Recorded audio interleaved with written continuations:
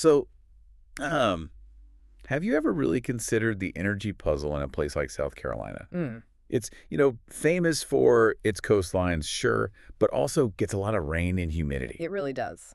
Today, we're going to dive into something called rain-powered solar. Sounds almost contradictory, right? A little bit, yeah. But it holds fascinating promise. Our mission here is to explore how this innovative approach could maybe boost energy resilience, particularly where sunny skies aren't always guaranteed. Right. We've got this really compelling report on the viability of these hybrid solar rain systems. The insights might surprise you. Indeed. And South Carolina's climate, that humid subtropical zone, it's kind of the perfect test case. How so? Well, you're talking 40 to 80 inches of rain a year, long rainy seasons. Okay. Now, the state still gets decent sun, maybe 4.5 to 5.5 peak sun hours daily, which is pretty good. Mm-hmm. But that rain, it can cut traditional solar panel output by, say, 10 to 25%. That's quite a dip. And that's before you even factor in things like pollen, which is a big issue there. That alone can drop efficiency by maybe 15% annually. Wow. So yeah, overcoming that intermittency, that's the challenge, but also potentially a huge opportunity. Okay, let's unpack this report then. It talks about some really groundbreaking stuff. These triboelectric nanogenerators, TENS, Yep. they apparently convert the kinetic energy from raindrops into actual electricity, Yeah. and then there are panels enhanced with graphene.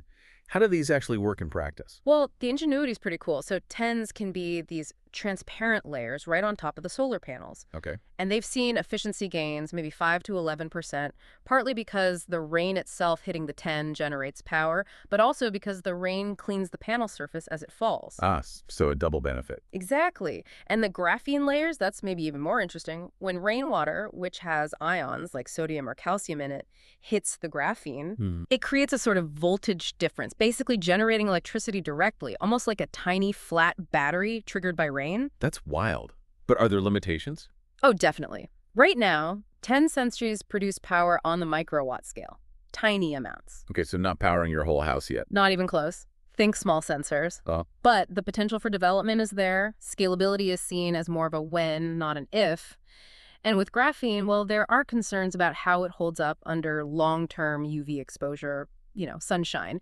Research is ongoing, though. That makes sense. So beyond these sort of novel components, how do these cutting-edge systems really mesh with what people might already have or what larger projects use? Yeah, it's all about building a more robust integrated system. It's not just TENS and graphene in isolation. Right. You also look at things like dual axis tracking, panels that physically move. To follow the sun. Exactly. But they can also tilt to optimize for rainwater runoff, which helps. That alone can boost efficiency maybe 30–35%. That's significant. And of course, battery storage is absolutely crucial. Things like power walls, you store that excess solar power from sunny days. And use it when it's raining or dark, smoothing things out. Precisely, tackling that intermittency head on. Okay, but adding TENGs you mentioned increases costs maybe 20%. That sounds like a potential hurdle. Do the economics work out? That's always the big question, isn't it? And yes, that upfront cost is higher, about 20% more for TANGs potentially. But the long-term payoff comes from reducing how much you rely on the grid, especially during those rainy periods.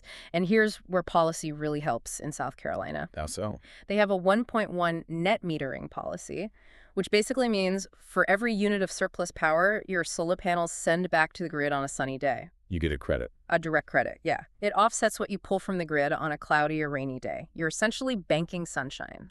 Okay. That definitely helps the ROI calculation over time. Hugely enhances it, yeah. So taking this out of the lab and into the real world, what about practical stuff like that pollen issue you mentioned?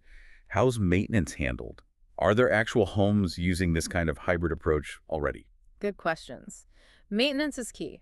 Robotic cleaners are actually showing promise. They can cut those pollen losses by maybe 8–10%. Interesting. Robots cleaning solar panels. Yep. And you can even get clever with rainwater harvesting using the runoff to help clean the panels automatically. Smart. And for a real-world example, there's this off-grid home mentioned in Greenville, South Carolina.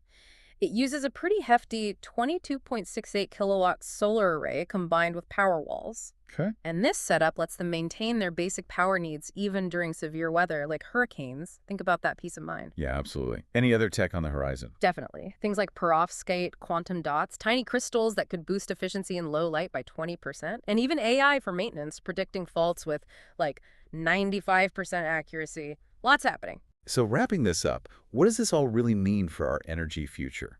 It kind of makes you think differently about weather, doesn't it? It really does. I mean, while TINs and graphene systems are still pretty experimental, Early stages. integrating them with existing solar tech seems to hold real promise for stabilizing energy output, right?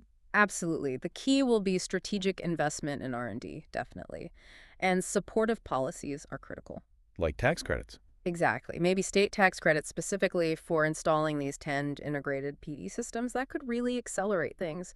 South Carolina itself has a goal. I think it's 1,300 megawatts of new solar by 2030. Wow. And these hybrid systems, they could genuinely become a cornerstone of meeting that kind of goal, especially in a climate like theirs. So just imagine that future for a second. A rainy day doesn't automatically mean a dip in your home's power. It might actually be contributing. How could resilient energy solutions like these start to reshape how we think about energy security, especially as climates keep changing? What possibilities does that open up for you?